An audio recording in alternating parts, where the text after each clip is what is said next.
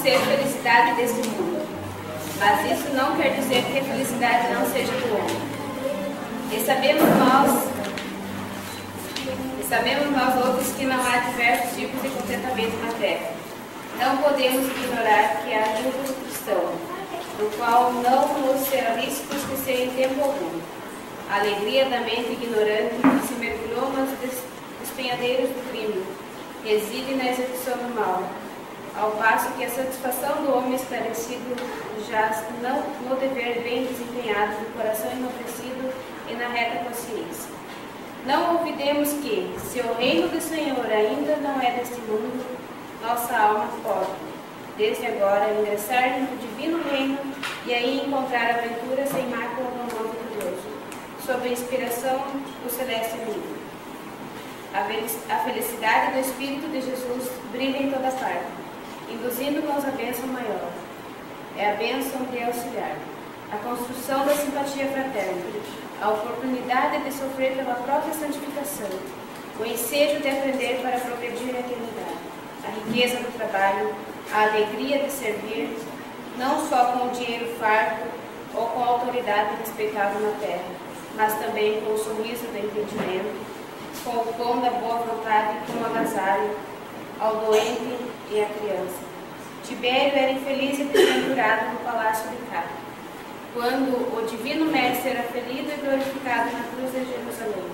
A felicidade, portanto, se ainda não é deste mundo, já pode residir no espírito que realmente a procura, na alegria de dar de si mesmo e sacrificar-se pelo bem comum, que é de auxiliar a todos.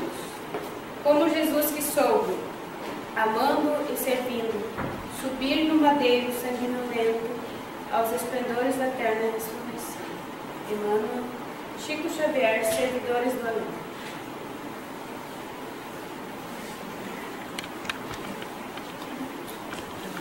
Boa noite a todos. Sejam todos bem-vindos à casa mais uma vez, mais uma noite de aprendizado, de oração, de estudos. Vamos fazer a nossa prece, de abertura, depois da mensagem, para colaborar aí com a paz reinante no ambiente. Vamos encerrar os nossos olhos, mentalizar em nossos corações, em nossas mentes a figura de Jesus, rogando ao Divino Amigo que mais uma vez seja o nosso especial convidado, que possamos despertar para a luz do Evangelho, que possamos sentir em nossa intimidade que não há outro caminho senão o da paz e da prática do bem. E este bem permanente que o Evangelho nos traz. O Evangelho nos traz conforto, nos traz consolação, nos traz saúde mental e espiritual. E por isso nós agradecemos sempre a Jesus, porque com Ele o Evangelho se materializa na terra. E através da nossa doutrina espírita, nós aprendemos um pouco mais desse Evangelho, à luz da razão, à luz do pensamento daqueles espíritos superiores que colaboram com Jesus na sua tarefa. Esses espíritos, que eles sejam fortalecidos na missão de espalhar a paz e o bem em todo o planeta, em todas as esferas também desse planeta.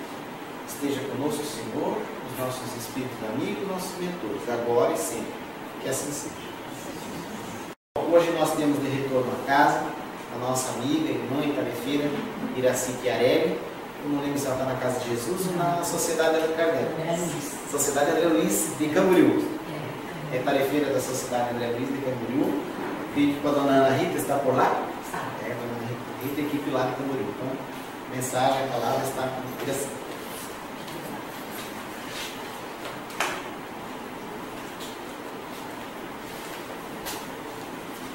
Boa noite a todos. Que a paz do Mestre Jesus faça morar em nossos corações. Então, nos retirarmos daqui, saiamos refeitos das nossas aflições. Como consta aqui no Data Show, o nosso tema de hoje, nós vamos abordar sobre o Evangelho no lar. Organizemos desagrupamento doméstico do Evangelho. O lar é o coração do organismo social. Em casa começa a nossa missão do mundo. A irmã Sheila, do livro Luz no Lar. Então, dentro do lar, é que nós vamos reunir a nossa família, ou aquelas pessoas que querem participar, que moram conosco e querem participar do Evangelho no Lar. O Evangelho no Lar é um roteiro maravilhoso. Por quê? Porque quando nós fazemos o Evangelho dentro do nosso lar, nós fazemos como se fosse uma faxina. Toda semana. Nós mulheres sabemos disso. Pelo menos uma vez por semana a gente faz aquela faxinona dentro de casa. Limpa a parede, limpa vidro, limpa isso, limpa aquilo, limpa tudo. E nós nos esquecemos da nossa faxina espiritual dentro da nossa casa. A gente limpa o chão, a parede e tudo mais, mas a outra parte fica a desejar. E essa é a faxina mais importante para a nossa boa convivência.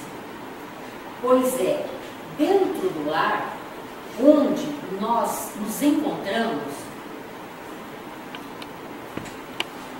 com as pessoas que são os nossos, às vezes, né, nem sempre, mas às vezes são os nossos maiores desafetos lá do passado, ou desta vida, mas geralmente são lá do passado. Então, na família, nós nos reunimos com essas criaturas. Por isso que a gente fala, toda família tem ovelha negra, é aquele para quem a gente mais fez mal. É aquele que cobra de nós a nossa atenção, o nosso carinho, o nosso amor. Então, ele está ali para que a gente aprenda a amá-lo e ele também a nos amar e a nos perdoar.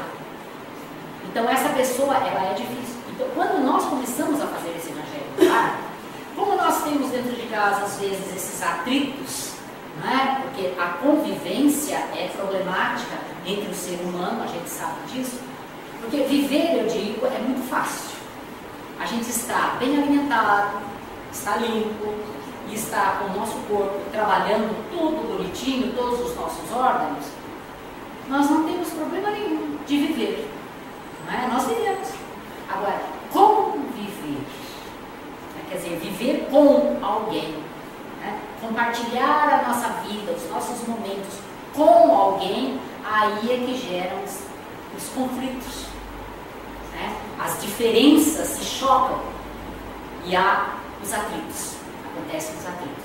Então, dentro do lar, a gente às vezes começa ali a discutir, a brigar, os ânimos se exaltam, um xinga o outro, um diz uma coisa desaforada para o outro, e aquilo ali nós vamos plasmando essas energias, tudo ali no ambiente do nosso lar, nas paredes, no teto, por tudo, fica ali plasmado, nos móveis, não é? E fica, essas desavenças. Quem aqui já deve ter lido Tio Patinhas, Mickey, né, Pato Donald, essas revistinhas? Então tem ali aquele balãozinho onde aparece ali os diálogos. E vocês já devem ter visto que quando eles estão brigando, eles desenham ali cobras, jacarés, aquela coisa toda. Então é a mesma coisa quando nós estamos brigando com os nossos entes queridos. A gente exala, sai pela nossa boca o sentimento que nós estamos sentindo ali contra aquela pessoa, que é contra, não é a favor. A gente está brigando, então estamos contra. Sai e vai. Sabe? Vai em direção àquela pessoa e fica ali plasmado. E tem mais ainda, que é o pior de tudo. Então a nossa casa, ficando com esta psicosfera de brigas, de desafetos, né, vai atrair o quê? Vocês acham que a gente vai atrair espíritos iluminados? Não. Nós vamos atrair para o nosso lar espíritos que gostam de brigar assim como nós brigamos com os nossos familiares. E esses espíritos vêm e muitas vezes acirram mais ainda os nossos ânimos para que a gente continue brigando cada vez mais. Então tem gente que fala, minha família não tem jeito. Como brigam? É só se encontrar, eles estão brigando. Não podem se ver, estão brigando. Tem gente que eu já ouvi falar, eu não suporto mais ficar dentro da minha casa.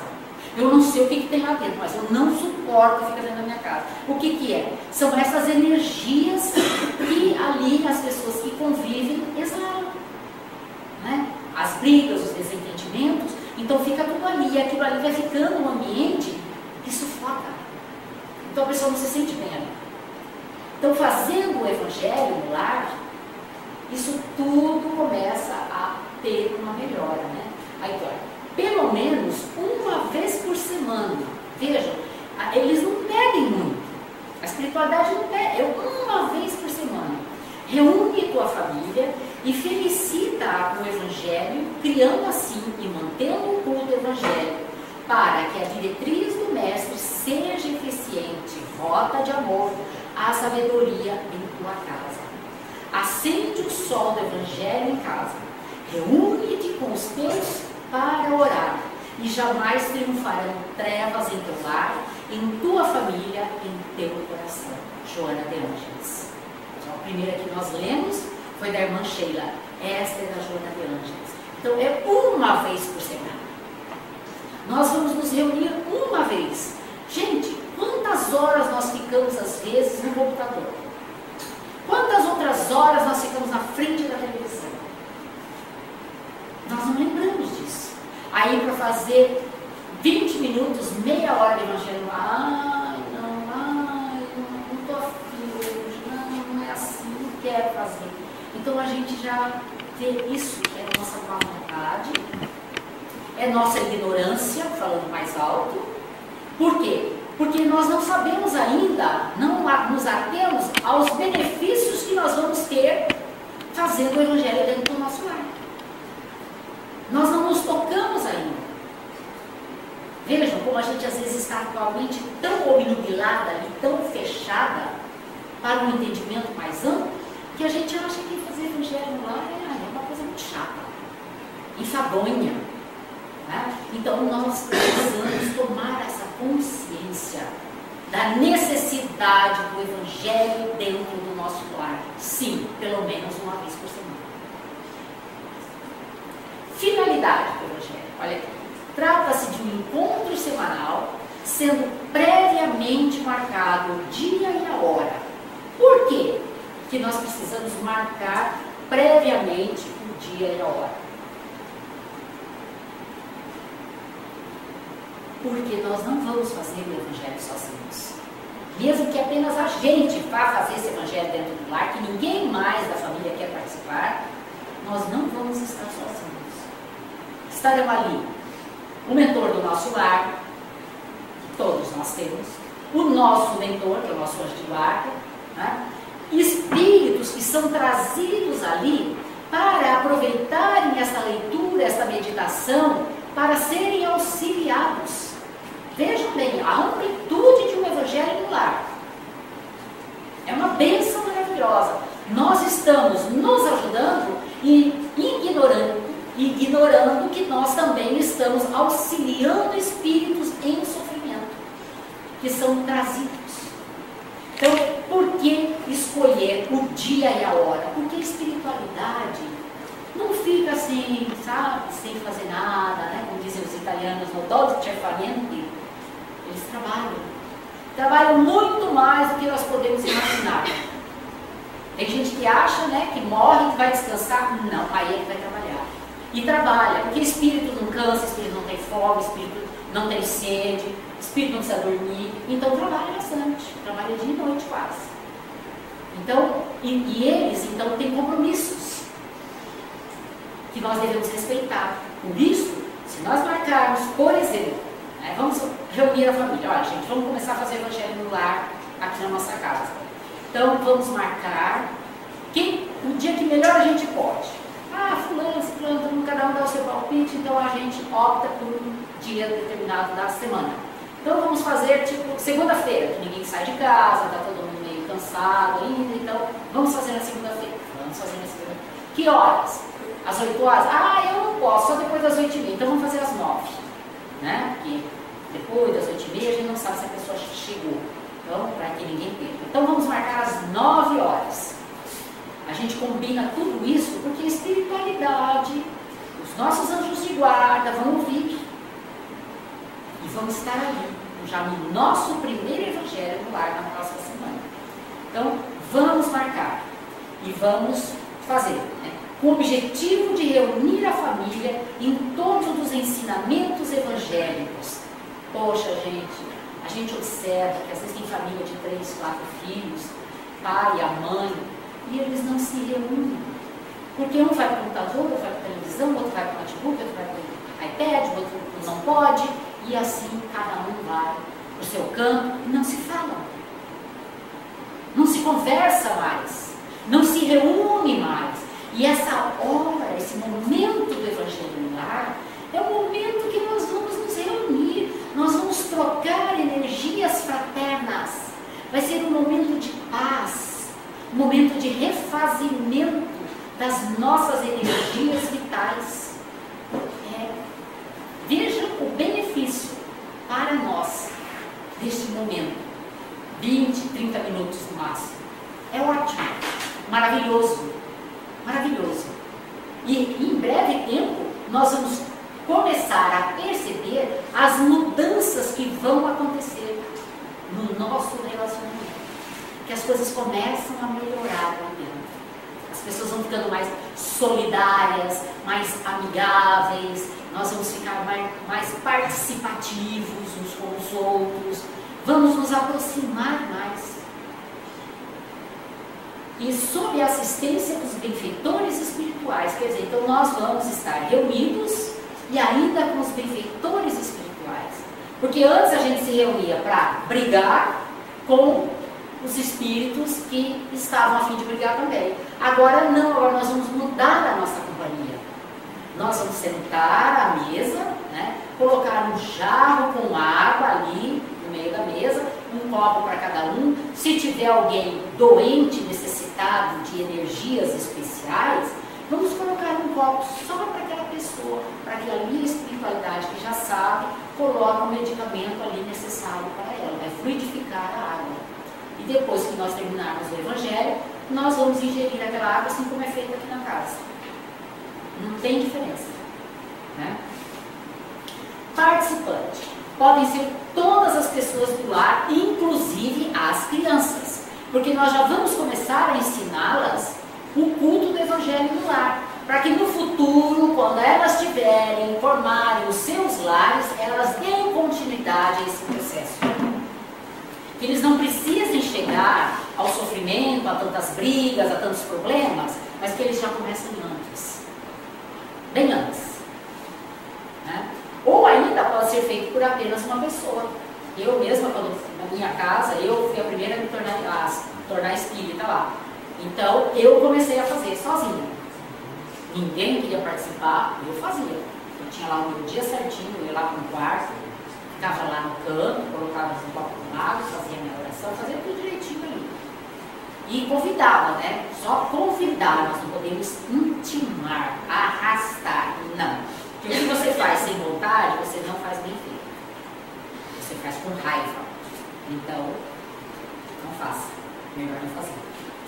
Então, eu fazia sozinha. Depois começou a vir uma filha, aí veio a outra, elas eram adolescentes, os adolescentes nessa época eles são meio rebeldes, né? Mas depois elas chegaram. E por último, meu marido, que se tornou espírita também. Então, hoje, como estamos só nós dois outra vez, fazemos só nós dois e o nosso dia é amanhã. Amanhã é nosso dia de Evangelho no lar.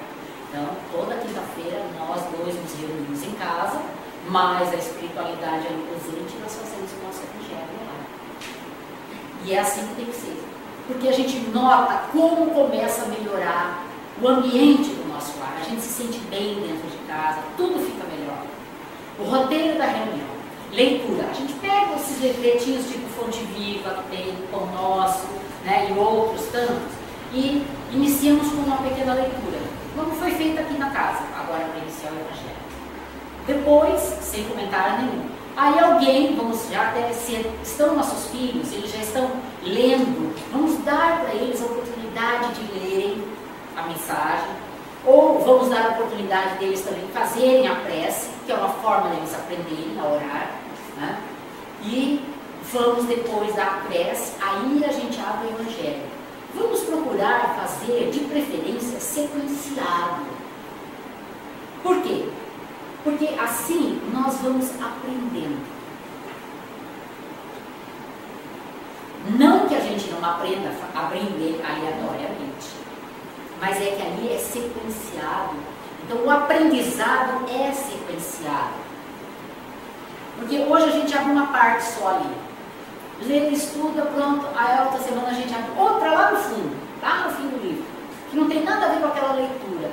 Então, aí a gente não dá continuidade. Em casa a gente faz sequenciado. A gente estuda o Evangelho não sei quantas vezes, né? A gente faz direto há anos. Então, isso é uma forma da gente aprender bastante. E cada vez que a gente volta e começa a estudar outra vez, nós vamos ver coisas que a gente entendeu de uma forma e agora a gente já está entendendo de outra forma. O que é isso? É que nós estamos evoluindo. Vejam bem, nós vamos evoluindo, nós vamos começando a ver as coisas por outros ângulos que antes a gente não tinha capacidade de ver, porque nós não tínhamos o amadurecimento espiritual para perceber aquilo. Vocês acho que já devem ter ouvido falar da história do Divaldo com a Joana com respeito ao Livro dos Espíritos, que ela mandou ele estudar, ele leu, o faceiro foi lá, colaborar também, ela falou, não, volta e lê outra vez, foi lá e leu, mais outra vez leu. Aí chegou uma hora que ela falou para ele, agora você vai estudar.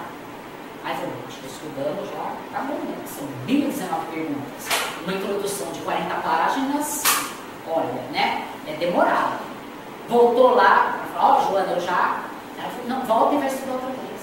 E assim ele fez com ela fez com ele várias vezes. Por quê? Porque conforme ele ia estudando, ele ia aprendendo de uma outra forma e ele ia se melhorando. E isso contribuiu bastante para o seu amadurecimento espiritual, que é para a sua evolução espiritual. Então não vamos relaxar, não vamos abandonar esta oportunidade que nós temos. Vamos fazer o Evangelho no lar, vamos estudar o Evangelho de Jesus. Poxa, Jesus veio, né, num sacrifício tremendo, nos deixou aqui estes ensinamentos maravilhosos. Isso há mais de 2000 anos e o homem continua a viver de uma forma tão triste, tão abjeta, tão sem um roteiro de vida que é terrível. É muito triste ainda o que a gente está vendo no nosso planeta. E isso é falta do quê? De Deus, de Jesus na vida dessas pessoas. E das nossas também, porque nós não somos santinhos. Nós ainda estamos num processo de aprendizado, por isso nós nos encontramos aqui, neste planeta aqui encarnados. Então, depois dessa leitura, a prece, né? Aí a outra leitura que é do Evangelho, aí a gente faz comentários, né? Você entendeu de que jeito? Eu acho que deve ser assim. É gostoso isso, sabe? A gente vai comentando ali, né? Aquele estudo fraterno, gostoso, né? E a prece de encerramento. Em todo Evangelho no lar, mesmo que tenha um médium ali dentro da sala, não se deve dar passagem para nenhum espírito ali se manifestar. Tá? Não é um trabalho mediúnico. O trabalho mediúnico é feito dentro da casa espírita, onde ali naquela casa tem todos os requisitos para que esse trabalho aconteça, tem toda a proteção necessária para que o trabalho aconteça e aconteça da melhor forma possível. Dentro do nosso lar é o Evangelho, a leitura do Evangelho, o estudo do Evangelho no lar. Nada além disso. Recomendações. O tempo da reunião, né, como eu falei anteriormente, deve ser no máximo de meia hora. Evitar a manifestação mediúnica de espíritos. Pode-se colocar água para ser beneficiada pelos protetores espirituais. Então, tudo isso aqui eu já havia relatado. A presença de visita não deve ser motivo para suprimir a nossa reunião.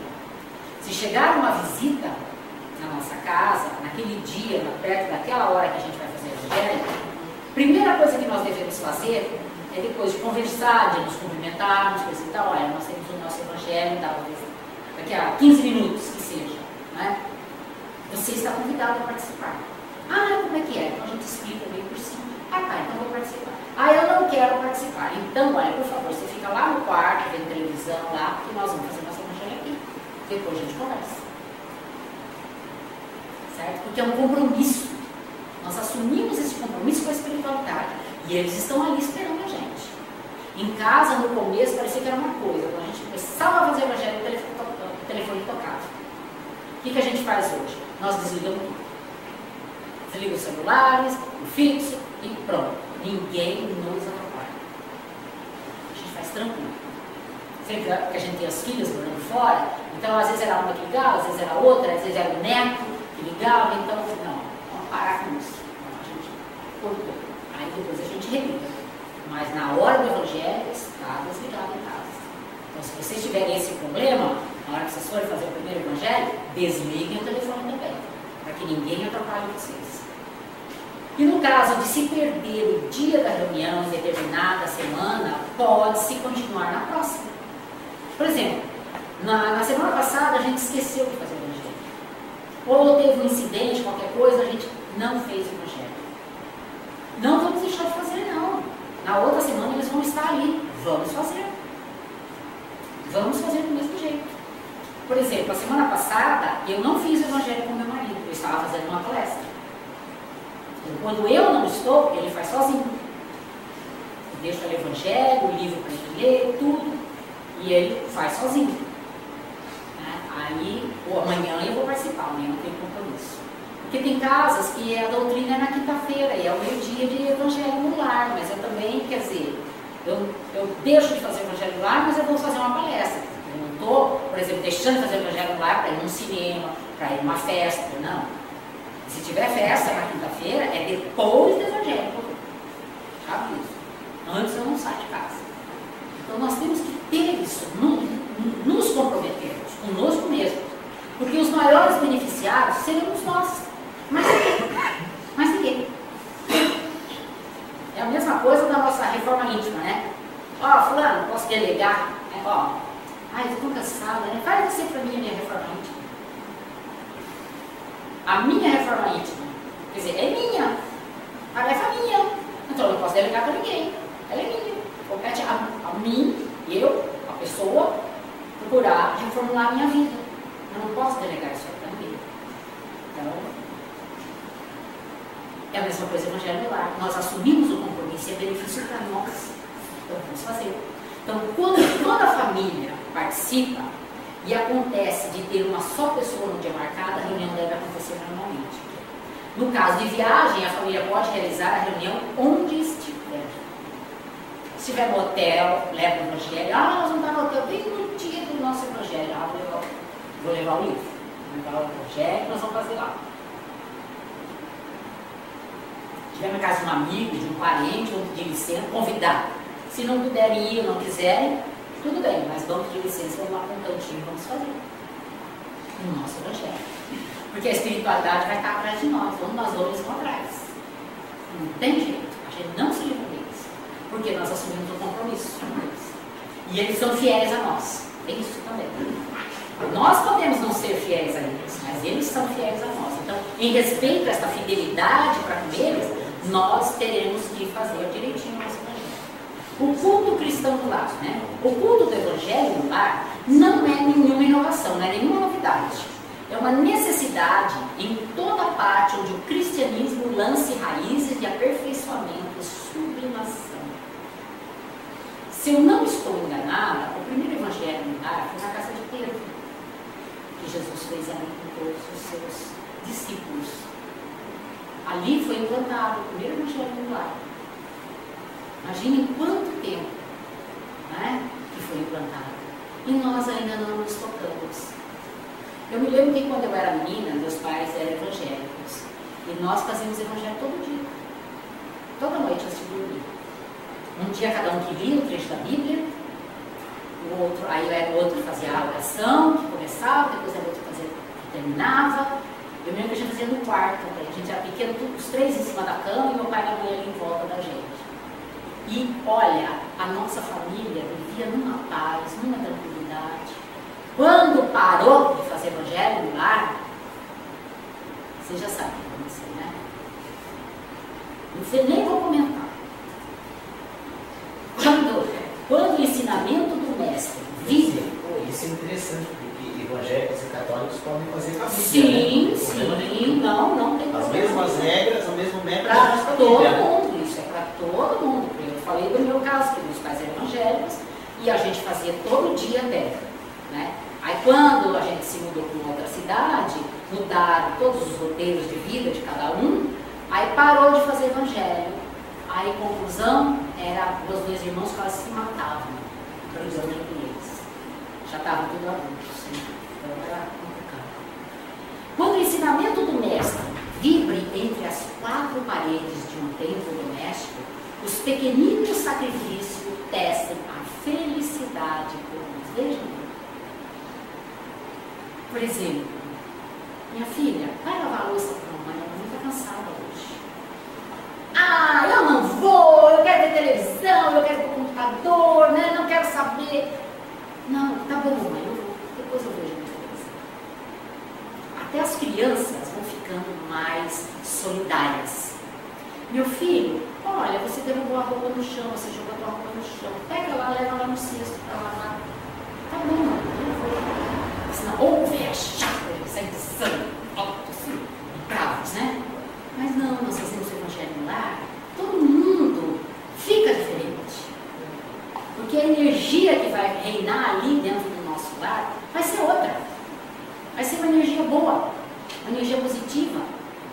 Né? Então nós temos que aproveitar ao máximo tudo isso, a benefício de todos. A observação impensada é ouvida sem revolta. Se eu chamar meu filho, ó, filho, você não deveria ter feito o que você fez. Antes ele gritava, esbravejava, me chamava, mandava eu calar a boca, né? Agora não. Agora ele fala, tá bom, mamãe, é mesmo, eu errei. Que bom que você gostou. Então já é uma amostra de mudança. Né? A calúnia é isolada no algodão do silêncio. Você ouve um falar mal do outro e morre aqui. Ah, não vou levar lá, né? Aquelas alcoviteiras. Né? Então, isso tudo acaba. A enfermidade é recebida com calma. Todos os problemas são recebidos com calma. A gente já não fica mais irritado, não fica mais ansioso, não fica mais nervoso, não fica mais brigando contra tudo e todos. Né? O erro alheio encontra compaixão. A gente vê que o outro errou, não porque ele quis, não porque ele quis nos magoar, porque ele também é passível de erro, assim como eu. Então eu já entendo isso. Então eu não vou cobrar, não vou brigar. O máximo que eu posso dizer para ela, da próxima vez, ó, não faça mais assim. Procure fazer diferente. Ou, né? Mude. A maldade não encontra brechas para insinuar-se. A gente quer fazer uma maldadezinha um com o outro, nós não vamos mais conseguir. Porque a gente vai estar respeitando o outro. Vai ver que o outro vai sofrer e nós poderíamos futuramente sofrer tanto quanto ele ou até pior. Ou até um pouquinho mais. Então todas essas coisinhas que a gente percebe dentro do nosso relacionamento familiar, isso aqui são algumas coisas, né? Nós não vamos citar tudo. Mas isso aí tudo vai melhorando. Então a gente tem que parar para observar o empenho de cada um. Nós vamos nos empenhar em fazer melhor. Quando o Evangelho penetra o lar, o coração abre mais facilmente a porta ao Mestre Divino. Vejam bem, Jesus bate a nossa porta e a gente fala, entra o Mestre. Emmanuel. Né? O Evangelho entra no nosso lar. Jesus também veio junto com o Evangelho, porque foi Ele que nos ensinou este Evangelho. Então Ele chega junto. Imaginem a companhia do Mestre ali, com a gente dentro de casa. Ah, é maravilhoso, não tem explicação. Quem não quer a companhia dele? Todos nós queremos. Nós vamos vibrar numa intensidade bem diferente, bem mais positiva, bem mais tranquila. A importância do lar na educação moral começa no lar, na educação moral dos nossos filhos. É a melhor escola ainda é o lar, onde a criatura deve receber as bases do sentimento e do caráter. Eu costumo dizer que a escola ensina, o lar educa. Há diferença, né? Hoje a gente observa muito pais e mães transferindo para a escola a tarefa que compete a eles, que é de educar. Eles querem que a escola ensine, eduque e faça tudo. Então, o que nós estamos vendo, a juventude de hoje em dia, não é? Então, nós temos que educar os nossos filhos. Porque tem uma passagem do Evangelho que Jesus diz: educa a criança no caminho que ela deve andar, que mesmo depois de adulta, ela jamais se desviará dele. É bem isso aí o caminho. Educar dentro de casa, para que ela não vai ser problema lá para a sociedade e não venha a sofrer as consequências desses problemas que ela vai causar na sociedade. Porque eu digo, a sociedade não é mãe, a sociedade é madrasta. E pior que a gata borralheira lá da Cinderela, tudo. Então, ela judia, ela maltrata, ela bate com força. Então, que a gente não quer que o filho se embrenhe no caminho doloroso, vamos educá-lo em casa. E já, por que não, dentro do Evangelho, através da doutrina. Trabalhemos pela implantação do Evangelho no lar, quando estiver ao alcance de nossas possibilidades. Bezerra de Menezes. Vejam as provocações que nós estamos tendo desde o começo, né, da nossa fala. Cada espírito nos convocando a este processo de aprendizado, de trabalho interior nosso, para uma convivência fraterna. Porque essa convivência fraterna não vai ficar só ali dentro do nosso lar. Ela vai se estender para o nosso ambiente de trabalho, nosso círculo de amizade, onde nós estivermos na rua, no trânsito, com quem nós estivermos. E as pessoas vão notar a nossa modificação. Quando elas notarem, elas vão querer saber o que aconteceu com a gente. Aí a gente diz, nós fazemos o Evangelho lá.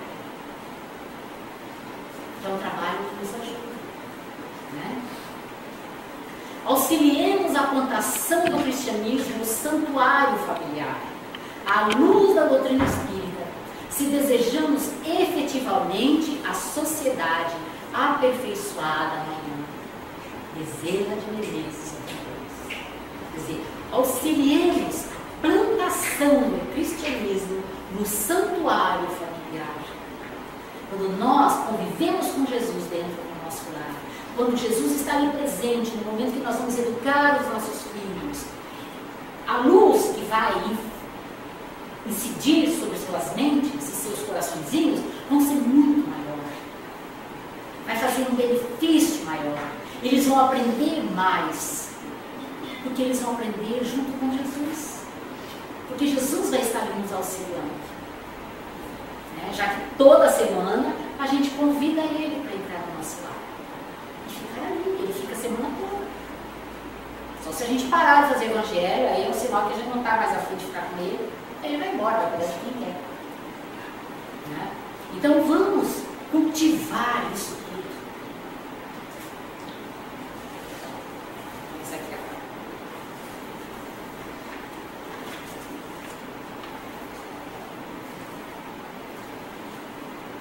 É no lar que os espíritos se encontram sob o mesmo teto, na condição de pais, filhos e irmãos. Nesse ambiente são oferecidas as oportunidades de um novo aprendizado moral.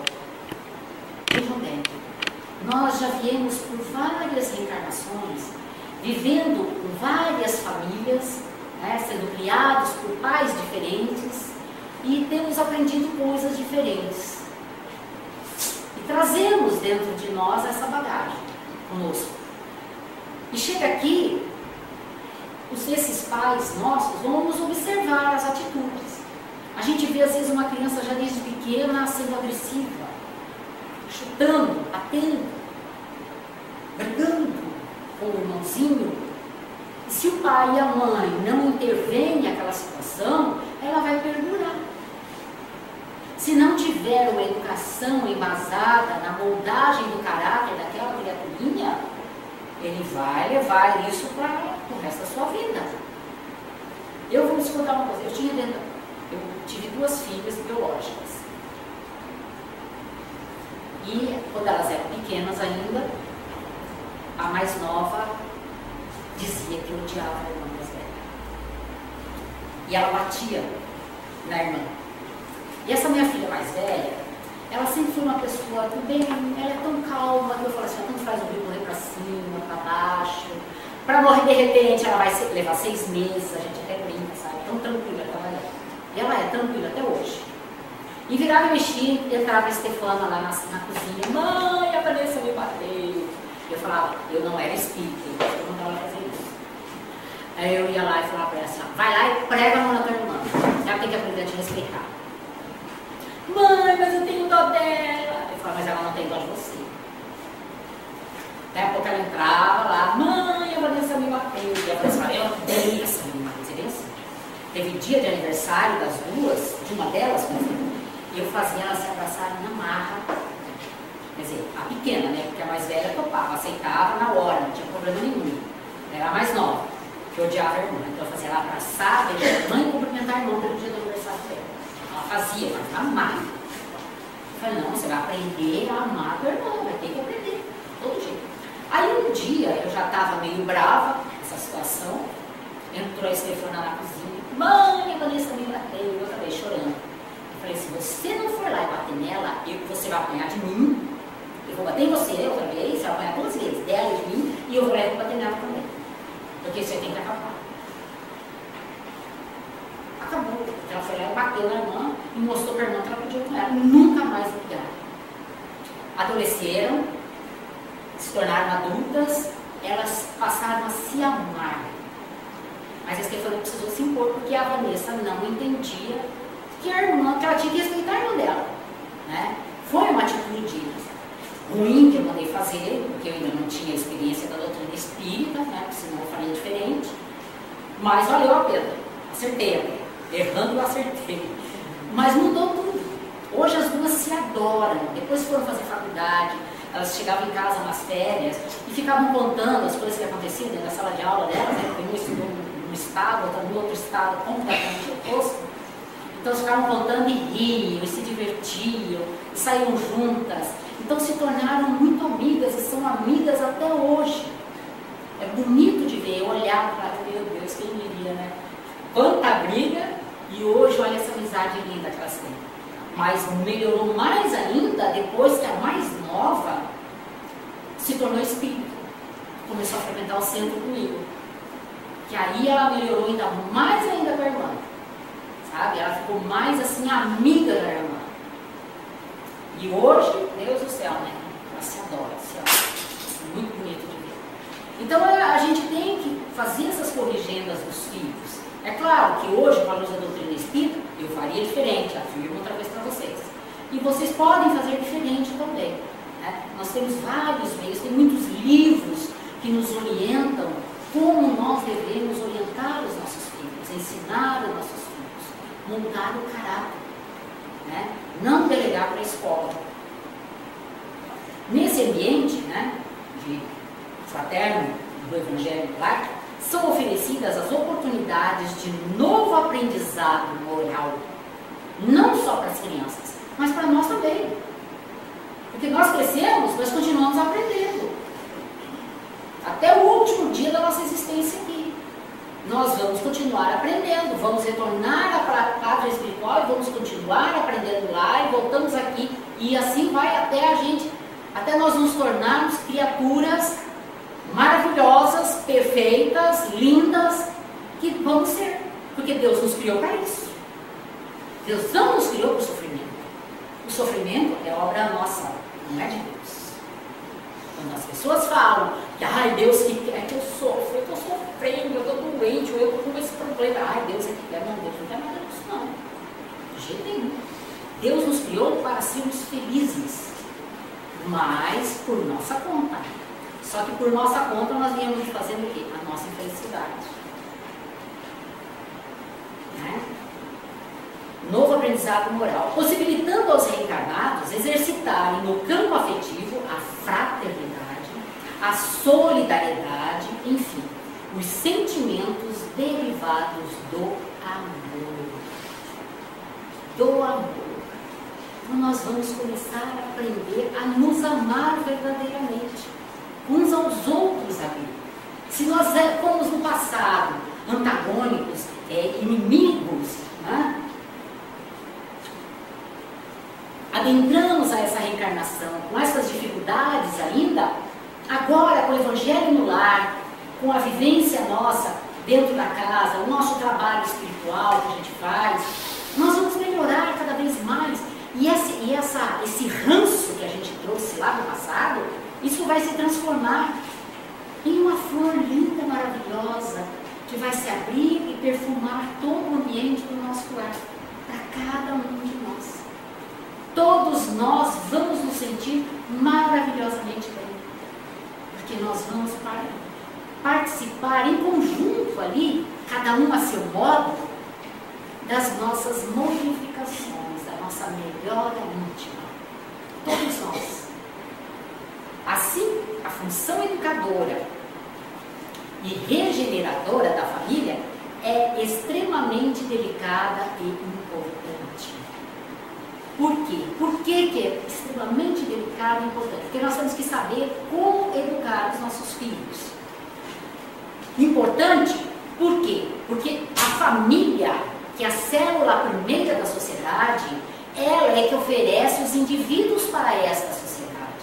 Quando a família não está bem, quando a família não é educada moralmente, quando a família não tem essa convivência fraterna de pelo menos uma vez por semana do Evangelho no lar, ela não poderá oferecer à sociedade indivíduos moralmente equilibrados. Vamos oferecer o que nós estamos vendo aí. Infelizmente. Então nós temos essa responsabilidade como pais. Todos nós. Pais e mães, e quem ainda vai ser pai e mãe aqui. Nós temos esta responsabilidade de oferecer criaturas melhores para a sociedade.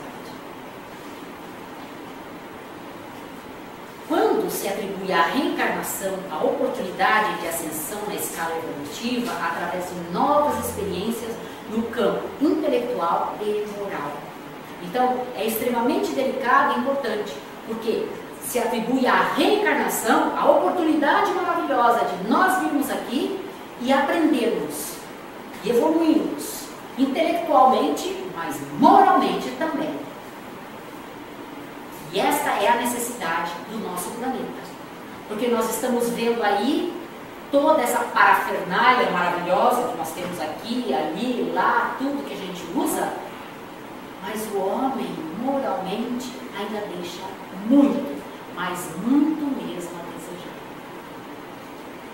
Nós evoluímos na nossa inteligência, na nossa capacidade de fazer inventar entre aspas, né? Estas máquinas maravilhosas que nos auxiliam, mas moralmente, nós ainda precisamos, temos um longo caminho ainda pela frente. Então vamos começar já. Precisamos começar agora. Os espíritas, em particular, precisam compreender a necessidade do culto do Evangelho no lar. Pelo menos semanalmente é aconselhado se reúna com os familiares ou com alguns parentes capazes de entender a importância da iniciativa em torno da doutrina espírita à luz do Evangelho do Cristo e sob a cobertura moral da oração. Vejam a nossa responsabilidade, nós temos que dar exemplo. Como espíritas, nós temos que ser exemplos. Sempre. Teremos que ser exemplo no Evangelho no lar. Ah, você faz Evangelho? Eu faço. Ah, você faz Evangelho? Nossa, de vez em quando eu faço. Poxa, mas você é espírita, você vem aqui, você trabalha na casa, você não implantou o Evangelho no lar na tua casa? Sabe, né? Um quer, outro não quer, um vai, outro não vai. Se eles não querem e não vão, vai você. Se for uma pessoa só, essa pessoa já vai estar beneficiando todo mundo. Já vai estar ajudando todo mundo. Então, comece ela. Comece ela a fazer. E aí os outros virão depois. Porque é assim. Muitas vezes tem que ser assim. Não dá para ser diferente. Eles não estão prontos ainda para receber a mensagem de Jesus. Eles não vão nem entender. Então, deixa eles lá, no cantinho deles. E a gente vai aqui e a espiritualidade vai trabalhando eles. Vai chegar o dia que eles vão vir naturalmente. E a gente vai fazer com eles. Mas sem deixar de ter feito, a gente somente. Assim que tem que ser. Né? O Chico, que era o Chico,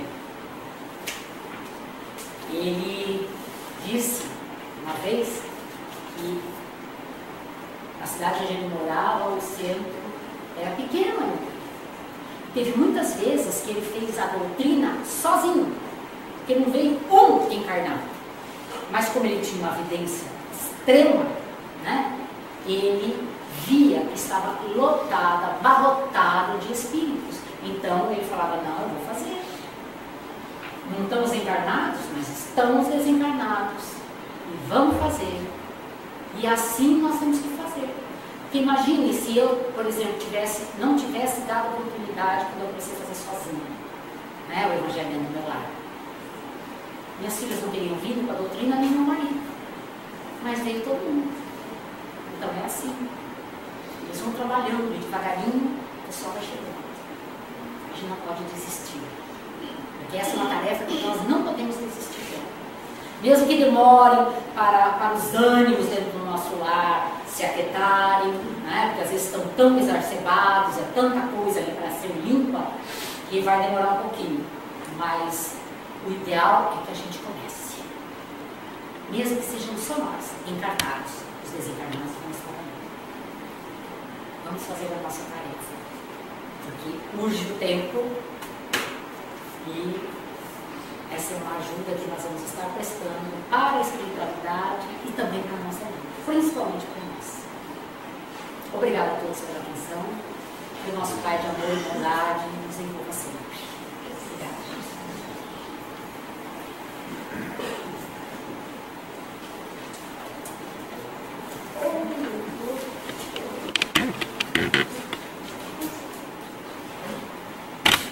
Nós agradecemos a Iraci Chiarelli mais uma vez por estar aqui conosco. E já faz um tempo, né? Você já conhece bem a casa.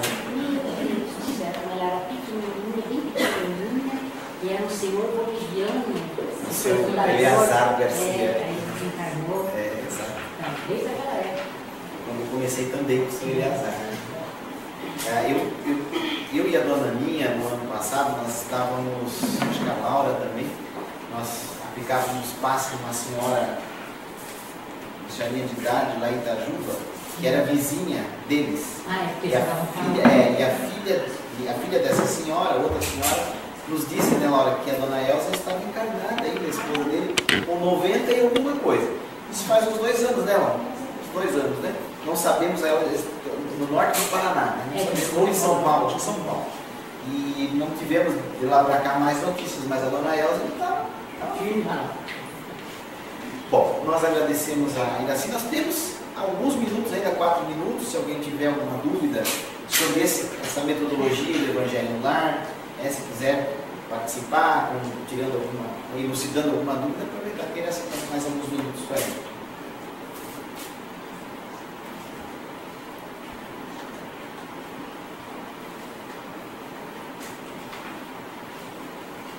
Eu gostaria de fazer uma.